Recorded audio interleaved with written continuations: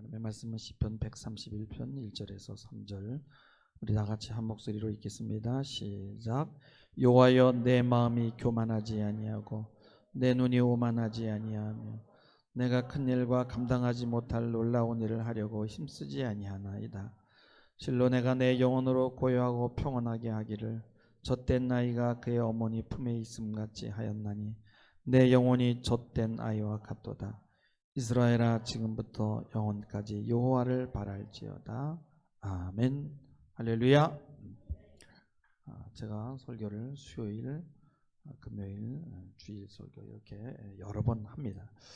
어떨 때는 참 뭘 설교해야 할지 참 난감할 때가 많고요. 정말 설교가 풀리지 않을 때는 무엇을 말해야 될지 모른 채 이렇게 올라오는 경우가 있어요. 그런데 막상 순종하고 보면은 하나님께서 이렇게 성령께서 성령의 내용을 이렇게 풀어주시는 것을 체험합니다. 나 때문이 아니라 예배가 중요하니까, 또 예배를 드리러 오는 예수 그리스도의 양들 때문에 하나님께서 일하시는구나 하는 그런 생각을 하게 됩니다. 사실 3-4번의 설교는 한 주에 힘들어요. 부교육자들에게 많은 기회를 줘야 되는데 알다시피 우리는 부목사가 없습니다. 부목사를 모시려면은 또 안전하게 생활할 수 있도록 보장해 줘야 되는데 저희 형편이 아직 그렇게 안 됩니다. 이번 주 금요일 날 조금 힘들었거든요. 그래서 말도 버벅거리고 힘도 없고 좀 열정적으로 뭔가 모션도 써가면서 좀 확실하게 이렇게 확신 있게 얘기해야 되는데 성령이 역사하는 것 같지도 않고 또 몸도 안 좋고 그래서 신유의 기도를 했습니다. 그래서 먼저 회개하고 우리 다 같이 회개하고 조그만 소리로 성령님을 초대했어요. 무능하지만은 성령이 하시면 되겠지 하는 마음으로. 근데 뭔가 성령이 역사하려면 이 배에서 불이 올라오고 징조가 있어야 되는데 아무런 표징이 없었어요. 그런데 신유가 일어나는 것을 제가 체험을 했습니다. 어저께는 교회에 물이 얼었어요. 거의 내가 우리 유찬이 아빠하고 4시간 동안이나 일을 했는데 몸이 괜찮아요. 보통 뭐 그냥 요즘 잘 안 움직이려고 하는데 이게 하나님이 도우셨구나 하는 것을 제가 체험했습니다. 그러니까 성령의 역사는 초청하고 믿음으로 바라보고 그리고 기대하면 되는 거예요. 약할 때 강함 되신다는 그 찬송도 있지만은 정말 하나님께서는 소리 없이 우리의 느낌과 관계없이 내가 무능해도 일하시는 분이구나 하는 것을 새삼 깨닫게 됩니다. 2-3명이 내 이름으로 모이는 그곳에 하나님이 함께 하신다는 것을 체험하게 됩니다. 성직자는 여전히 죄 속에 있지만은 그 예배 자체는 유효하고, 다시 말해서 예배의 형식 자체에 이미 능력이 나타나느냐, 예배가 그 예배를 인도하는 사람의 인격에 좌우하느냐에 대한 그런 논쟁은 아직까지 있습니다. 부드러운 사람, 인격적인 사람, 성품이 좋은 사람이 아니래도 예배 자체는 유효하다는 것입니다. 일단 성직자가 강단에 올라가면은 그 강단은 거룩하게 된다는 거예요. 참 이 말은요, 사역의 부담을 줄이게 되는 말이에요. 맡길 수 있으니까. 핑계가 아니라 내가 잘한다고 뭐가 되는 것이 아니더라는 것입니다. 힘쓰고 애쓰는 것도 중요하지만 꼭 그렇다고 해서 뭔가가 이루어지는 것이 아니라는 거예요. 오늘 말씀 1절에 보면은 여호와여 내 마음이 교만하지 아니하고 내 눈이 오만하지 아니하며 내가 큰 일과 감당하지 못할 놀라운 일을 하려고 힘쓰지 아니하나이다 라고 말씀합니다. 자신의 경계를 넘어가지 않고 어떤 한계 안에 머물 수 있는 것도 능력입니다. 루소의 에밀이라는 소설에 보면은 욕망이 크면 클수록 이 현실과 갭이 크게 되니까 자신의 무능함이 느껴진다는 거예요. 무능함이 늘어난다는 거예요. 그러나 오히려 욕망을 줄이게 되면은 여분의 능력이 생기게 되니까 무능해 보이지 않는다는 거예요. 그래서 낙심하지 않게 된다는 거예요. 남자들은 참 욕망을 조절하는 게 어렵습니다. 그래서 그 갭 때문에, 현실과의 그 간극 때문에 그래서 술을 먹고 자괴감에 빠지는 경우가 많아요. 사실은 속는 겁니다. 한 걸음씩 나가고 그러다 보면은 큰 것을 이룰 수 있는 것입니다. 낙심의 모습을 자녀들에게 보이게 되면은 그것이 자녀들에게 영향을 주게 됩니다. 나이든 목사님들을 만나면 한결같이 하는 얘기가 있어요. 내가 목회를 40-50년 해보니까 내가 열심히 한다고 되는 것이 아니더라. 하나님이 하셔야 되는구나. 이거를 깨달았다는 거예요. 가톨릭에서는 신부에게 근무지를 명령하면 교구를 옮겨 다닙니다. 그러나 이 개신교는요, 각계전투예요. 개교회가 자기 힘으로 살아나야 되는 거예요. 그래서 목사들이 힘쓰고 애씁니다.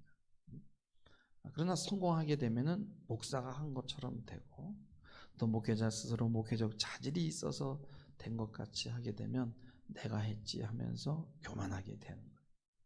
문제는 목사가 유능하게 되면은 성도들은 침범을 느끼게 된다는 거예요. 여러분, 부모가 똑똑하면 자녀들은 바보가 됩니다. 그리고 자율성을 잃어버리지 않습니다. 특별히 가족들 간에는 많은 침범이 있게 돼서요, 상처를 만들게 됩니다. 가족이 아니더라도 가까워지면 침범을 경험하게 됩니다. 사실 많은 사람들은 침범에 대한 상처가 있어요. 나를 세워주고 기다려주는 것이 필요한데 사람들은 그것을 못하고 너무 급합니다.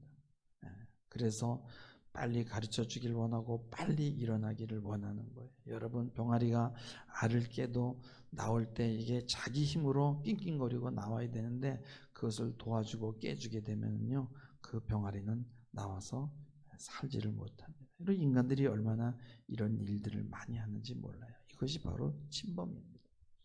지식의 저주라는 그런 말이 있습니다.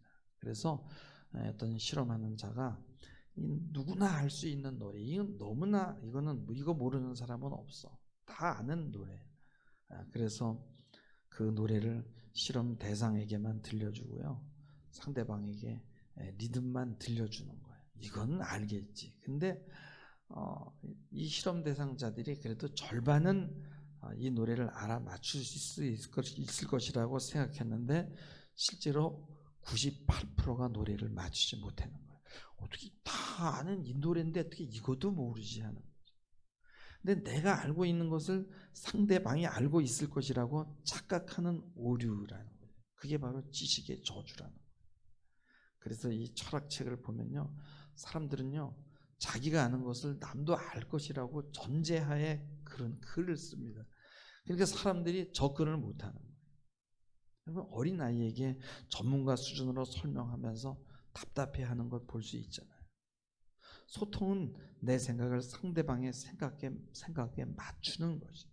그래서 느리게 가야 되는 거죠. 그렇지 않게 되면 침범을 하게 됩니다. 인간들이 자유하는 이유는 침범에 대한 반작용 때문입니다. 그래서 자율성을 갖도록 경청해주고 공감해주는 일을 하지 않는 거죠. 빨리빨리 알아서 나오라는 거죠.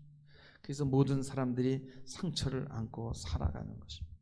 현실을 능동적으로 살아내려면요, 자기를 잃지 않는 것이 필요한데 우리는 서로 침범하면서 우울 사회를 만들게 됩니다. 나의 자유의지와 외부의 통제가 조화를 이루어야 되는데 항상 갈등하는 거예요. 근데 이런 상처가 종교에도 작용을 합니다.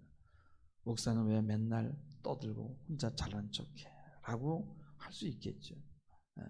그러나 교회에서 설교하고 듣고 따르는 것은 절대적입니다.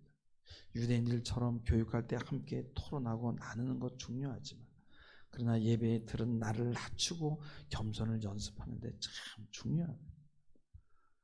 목사는 하나님 앞에서 자신을 드러내지 않고 하나님께서 시키는 일을 대신 행한다는 마음으로 섭니다. 리더가 드러나고 리더의 능력으로 교회가 된다고 하면 반드시 그 교회는 문제가 발생하게 됩니다. 하나님의 권위만 드러나는 교회가 되기를 주님의 이름으로 축원합니다. 이 모든 제도와 틀이 인간적인 것이 아니라 하나님이 하신 일이지, 이렇게 생각해야 됩니다. 하나님의 권위를 부정적으로 경험하는 것은 쉽지 않거든요. 아주 무신론자 외에는 그랬습니다. 우리가 세상에서는 자율성도 필요하고 주체적으로 대해야 될 필요가 있지만 교회 안에서는 어린아이처럼 되고 하나님의 권위에 순종해야 돼요. 이것이 바로 신앙의 힘입니다. 어른이면서도 동시에 아이가 되는 것이 신앙이에요. 그래서 오늘 1절 말씀을 다시 보면은 여호와여 내 마음이 교만하지 아니하고 내 눈이 오만하지 아니하오며 내가 큰 일과 감당하지 못할 놀라운 일을 하려고 힘쓰지 않겠습니다. 큰 일과 감당하지 못할 놀라운 일을 하려고 힘쓰게 되면은 내 욕망을 도와주는 사람은 없고 방해꾼들만 보이게 되는 거예요. 그래서 적들이 많이 생기게 되고 편집적이 됩니다. 감당할 만한 일, 내가 할 수 있는 일을 하고 할 수 없는 일은 하나님 앞에 맡기신 여러분 되길 주님의 이름으로 부탁합니다. 맡기고 차분하게 가다 보면 우리 이전 말씀 한번 볼까요? 실로 내가 내 영혼으로 고요하고 평온하게 하기를 젖된 나이가 그의 어머니 품에 있음 같게 하였나니 내 영혼이 젖된 아이와 같도다 라고 말씀합니다. 젖을 땐 아이는 젖이 아니라 엄마 품이 좋은 거예요. 엄마 품에 안긴 사람은 큰 것을 욕망하지 않습니다. 그냥 엄마 품이 좋은 거예요. 아이는 계속 엄마 품에 있지 않습니다. 충전되면 다시 나갑니다. 뿌리치고. 힘을 얻기 위해서 엄마 품에 온 거예요. 아이는 엄마 젖이 필요한 것이 아니라 엄마가 필요했던 거예요. 이게 바로 신앙입니다. 창세기에 요셉이라는 사람이 있는데 그는 꿈을 꾸는 자였죠. 그렇다고 그는 그 꿈을 급히 자신이 이루려고 하지 않았어요. 현실에서 자신이 할 수 있는 일만 했어요. 인간적인 방법으로 해결하려고 하지 않았어요. 노예의 자리에서는 노예로, 보디발 대장 집에서는 집사로서, 또 죄수의 자리에서는 죄수로서 최선을 다할 뿐이었어요. 그리고 결국 애굽의 총리의 자리까지 올라갑니다. 그가 애굽의 총리를 꿈꾼 것도 아니에요. 그것도 최고의 목표가 아니었어요. 모든 일에는 시간이 필요합니다. 연단의 시간, 기다림의 시간, 머물러 있는 시간, 엄마 품에 머물러 있는 시간 필요합니다. 요셉을 이야기할 때 애굽 총리가 모델이 되는 게 아니에요. 그의 삶의 방식이 모델이 되기를 부탁합니다. 우리는 로마 교황이 훌륭한 분이라고 생각해요. 그러나 옛날에 그분이 서거했을 때 많은 사람들이 그분을 보기 위해서 비행기 싹쓸 융자받아가지고 이태리 바티칸으로 갑니다. 그리고 거기 가서 울고불고 한다면은 그것은 기독교가 아니라 교황교가 되는 거예요. 어떤 목표를 과대적으로 이상화하게 되면 지금 현실이 없어지는 거예요. 그래서 연예인들을 광적으로 쫓아다닙니다. 훌륭한 사람을 보고 나도 저런 사람이 돼야 되는데 라고 마음을 먹어야 되는데 기절하고 거품 풀고 넘어진다면 신앙이 아니라 환자가 되는 거예요. 그래서 컴버그라는 그 미국의 학자는 이렇게 과대적으로 되는 이유가 큰 일과 감당하지 못할 놀라운 일로 힘쓰게 되니까 낙심이 두렵고요. 그래서 그 낙심 때문에 성공한 사람을 시기하고 공격할까봐 그 반대로 과대적으로 이상화한다는 거예요. 이 현실을 살아갈 힘을 잃어버렸기 때문이라는 것입니다. 여러분, 꿈이라든가 이 포부는요 항상 현실에 충실합니다. 그러면서 꿈을 향해 한 걸음씩 나가는 거예요. 신앙은 도박이 아니에요. 정도의 길을 가다 보면 반드시 좋은 일이 일어날 수밖에 없다는 것을 믿는 거예요. 그러니까 조금 쉬운 말로 하면 팔자가 피기는 피는데 그것도 반드시 피게 되어 있는 거예요. 근데 갑자기가 아니라 서서히 그것을 믿는 것이 바로 신앙입니다. 예수를 따라다니던 많은 제자들이 다 예수 이름으로 장사해서 한몫 잡으려고 했잖아요. 그러나 주님이 뭐라 그랬어요? 나는 섬김을 받기 위해서 온 것이 아니라 섬기기 위해서 왔다고 했어요. 내 몸을 많은 사람의 대속물로 내어주기 위해서 왔다고 하셨습니다. 그래서 그들의 망상에 가차없이 물을 끼얹은 거예요.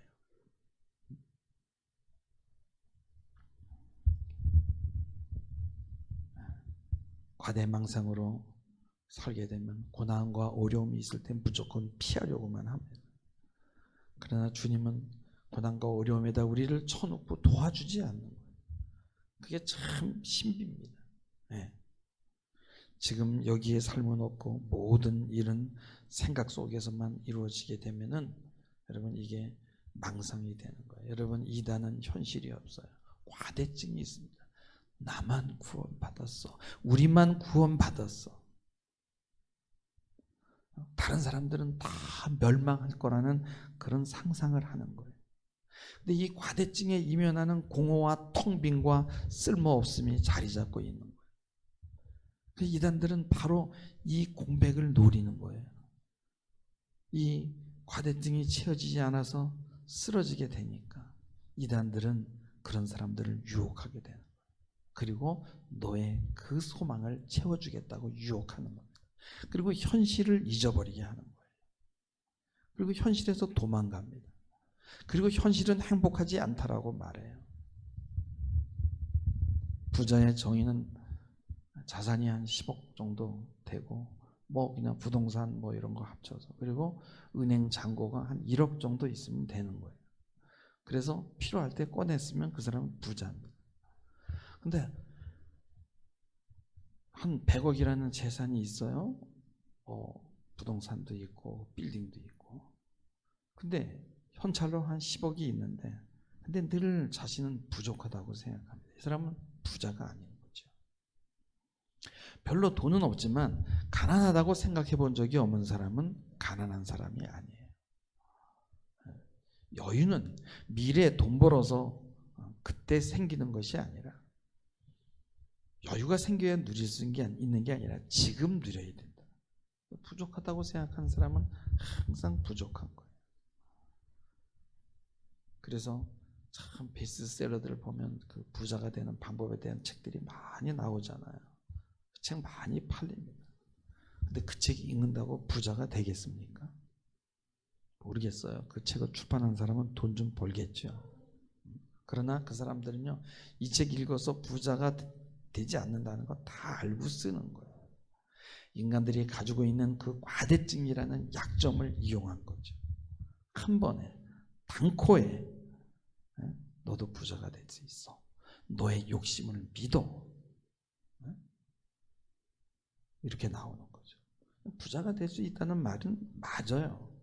그러나 방법은 지금이에요. 지금 내가 누려야 되는 거예요. 지금 잘 살아야 되는 거예요. 근데 과대증이라는 병에 걸리면은 그냥 외양이 멋진 사람을 섬기고 교회도 그냥 건물이 화려한 그런 교회들을 섬기는 거예요. 어린아이처럼 겸손하게 하나님 품에 안기는 것. 그리고 매일 새벽마다 하나님과 교제하는 시간은 삶의 여유를 느끼게 하고 삶을 고요하게 하고 풍요롭게 하고 젖된 아기가 엄마 품에 있는 것 같은 것이. 하나님 앞에 나온다는 것은 예배한다는 것은 삶의 에너지를 충전하는 시간입니다. 하나님 품에서는 과대증이 나오지 않아요.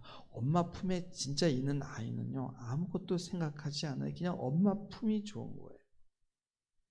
오늘 1절 말씀, 큰 일과 감당하지 못할 놀라운 일을 하려고 힘쓰게 되면 마음이 급해지고 좌절하고 지금을 놓치게 되는 겁니다.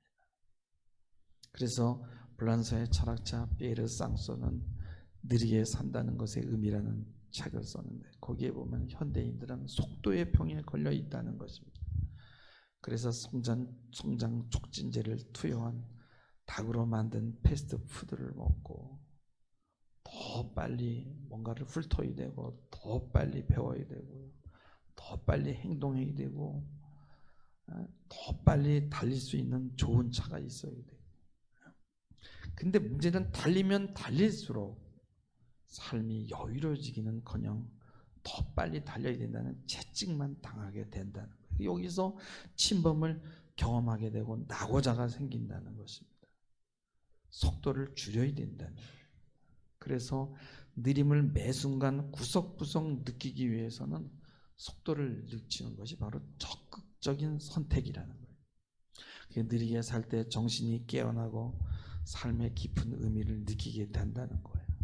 2021년 교보문고에서 사랑을 가장 많이 받은 시 중에 하나가 그 나태주의 들꽃이라는 시입니다. 아주 시가 간단하게 그냥 세 문장으로 돼 있는 시입니다. 네.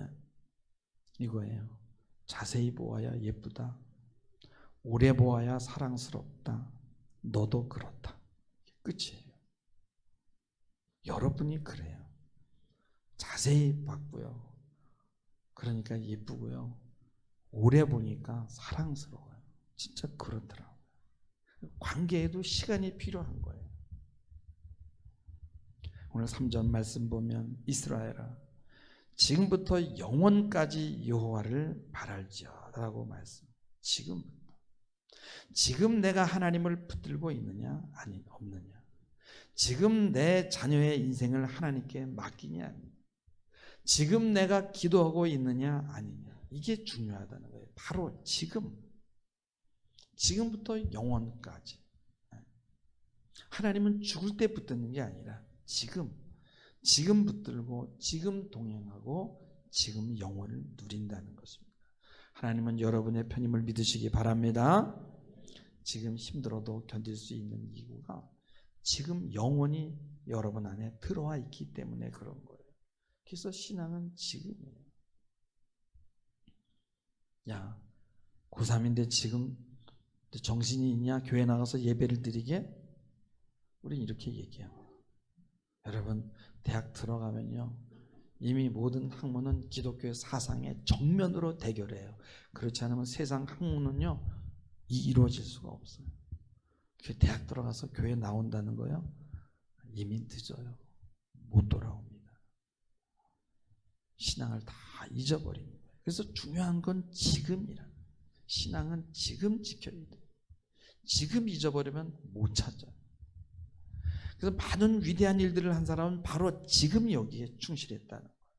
구름 위에 떠서 사는 게 아니라 현실에 충실하게 조금씩 쌓아나가는 겁니다.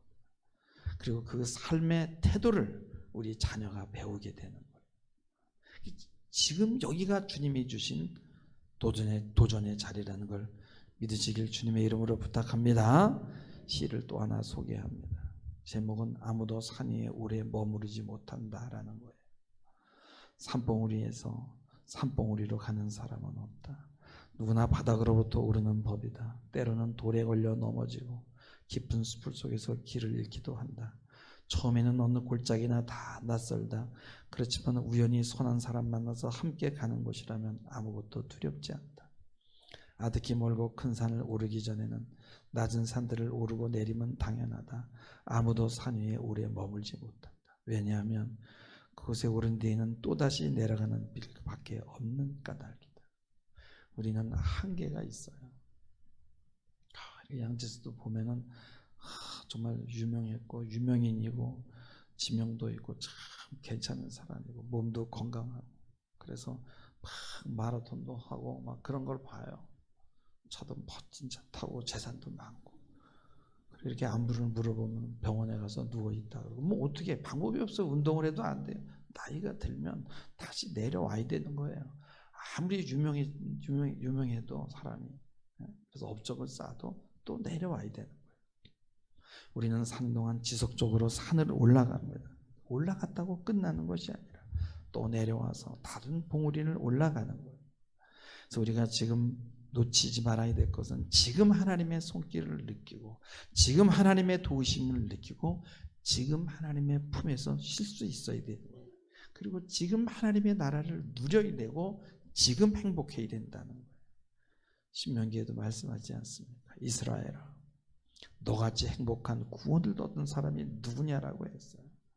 여러분은 행복합니다. 왜요? 잘 될 것이기 때문에 그렇습니다. 그래서 또 넘어져도 못 잃을 날이 없는 거예요.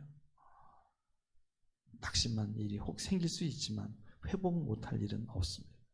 우리는 너무나 빨리 상심해요. 우리의 비전은 이루어집니다. 이스라엘아 지금부터 영원까지 여호와를 바랄지어다. 젖된 아이가 엄마의 품을 그리워하듯 그렇게 주님 한 분으로 만족하며 힘을 얻고 길 가시는 여러분 되기를 주님의 이름으로 축원합니다. 기도하시겠습니다. 주님, 우리에게 들리는 소리가 있습니다. 이건 아니다라고 하는 소리입니다. 그러나 지금이 중요합니다. 오늘을 행복하게 살게 하옵소서. 지금 안기고 지금 예배하게 하옵소서. 미치지 못할 기이한 일에 힘쓰다가 인생의 좋은 시기 다 놓치는 것이 아니라 작은 것부터 차곡차곡 쌓아 나가며 지금 여기를 살게 하옵소서. 감사하며 예수님의 이름으로 기도하옵나이다.